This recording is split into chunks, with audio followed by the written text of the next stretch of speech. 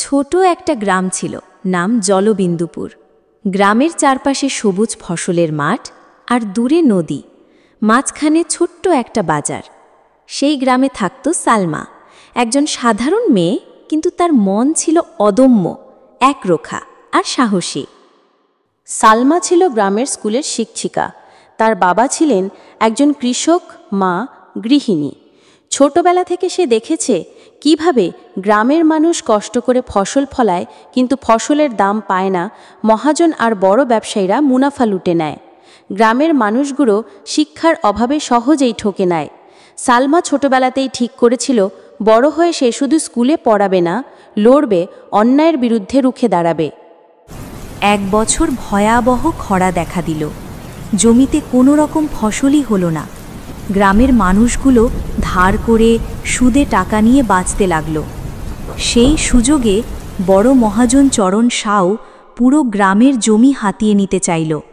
সে বলল, যার ধার শোধ হবে না তার জমি আমার।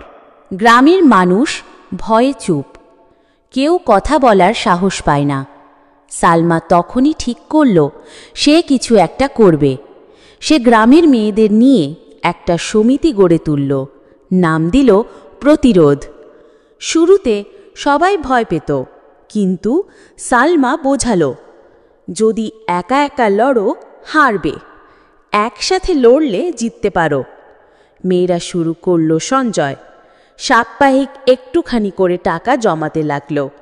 ধীরে ধীরে সমিতি বড় হলো।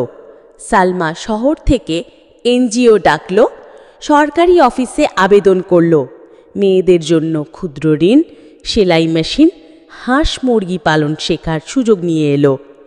কিছুদিনের মধ্যে সমিতির মেয়েরা নিজেদের রোজগার শুরু করল।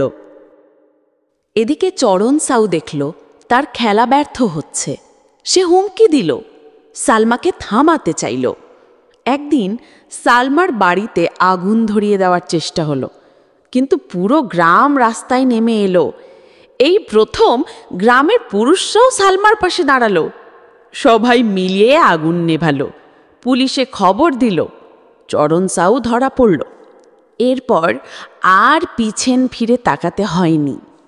সালমার প্রতিরোধ সমিতি ধীরে ধীরে পুরো ব্লকে ছড়িয়ে পড়ল। অন্য গ্রামের মেয়েরাও সালমার কাছে এলো। কেউ সেলাই শিখল, কেউ গরু চাকল পালতে শিখল, কেউ আবার গ্রামের স্কুলে বাচ্চাদের পড়াতে শুরু করলো। সালমা বলতো, প্রতিরোধ মানে শুধু লড়াই নয়, প্রতিরোধ মানে একসাথে দাঁড়ানো, না বলা, ন্যায়ের জন্য লড়া। প্রতিরোধ মানে হার না মানা। এভাবে জলবিন্দুপুর নতুনভাবে বাঁচতে শিখল, শুধু ফসল ফলিয়ে নয়, নিজেদের অধিকার আর সম্মান ফলিয়ে। সালমা প্রমাণ করে দিল, একা একটা মানুষ বদলাতে পারে না, কিন্তু একা একজন মানুষ জাগাতে পারে শত শত মানুষকে।